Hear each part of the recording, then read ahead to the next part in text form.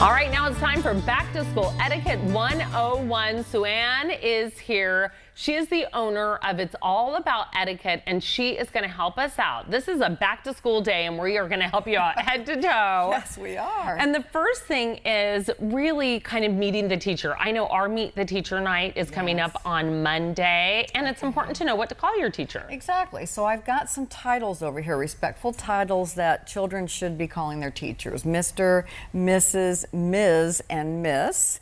And it just shows that you're showing the respect. Never ever call an adult by their first name. So that's one of my first rules. Even now, if the teacher says, call me Miss Andy, that's but they okay. usually still have the Miss in front of it. Yes, so keep that in mind. Yeah, they do. Okay, now you also have some etiquette when it comes to lunches. Yes, I tell you, table manners go from the house back to school, and it doesn't change. So it's really important that the kids clean up after themselves after they're done eating, that they don't chew with their mouth open, and they're not burping at the table and making funny noises. So it's really important for them to do that because other people will like to share their lunch with them if they're having good exactly. manners. And like you said, this starts at home. Yes, it does. So kind of share these manners at home, and then you're going to know that they're going to do the same at school, Exactly. and you can remind them too. Yeah. Oh, absolutely. You're always reminding Always them. have That to never remind. ends. Yeah. Including hygiene. It sounds basic, but it isn't. It's not. It really is not. So children really need to know why they're bathing and brushing their teeth, parents.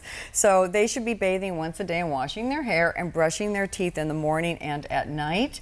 It basically shows respect for themselves and the people that are around them, so you don't want to have bad breath. And the thing is, they don't realize that sometimes they can't smell what other kids smell. And there's a time when all of a sudden they start smelling. Yes. Like they didn't before, and that's when you're like, okay, now it is deodorant every day. And especially in our heat right now, what's happening with the humidity too. So it's important all the time. So and the clothing should be clean too, Destry.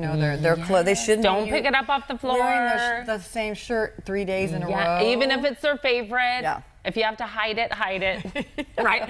And I was telling you, I found a really good thing. They're wisps. They're like portable toothbrushes that I stick in their backpacks and I keep in the car. That is a great idea. So there is no excuse because that is like nothing. Oh, no, you do not leave the house without toothbrush. Okay. Exactly. You also have a manners chart here. I do. So basically, I tell my kids that they need to clean up. Whatever if they make a mess, they have to clean up and help the teacher. Be kind. Always be kind to others.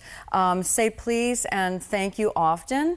Raise your hand in class so that if you're wanting to speak out, raise your hand and then you can say what you want to say. Take turns if you're out at the playground. Take turns down the slide.